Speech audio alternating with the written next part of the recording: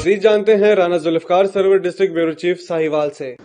ساہیوال کے کنوینر اطاعت بین المسلمین پنجاب اور خطیب بادشاہی مسجد لاہور مولانا عبدالخیر آزاد نے ساہیوال کا دورہ کیا اور سرکٹ ہاؤس اور اس نے قافلہ امن اور ڈویژن کمیٹی کے علماء کرام سے خطاب کرتے ہوئے کہا کہ ملک میں امن اور سلامتی کا قیام پوری قوم کی ذمہ داری ہے۔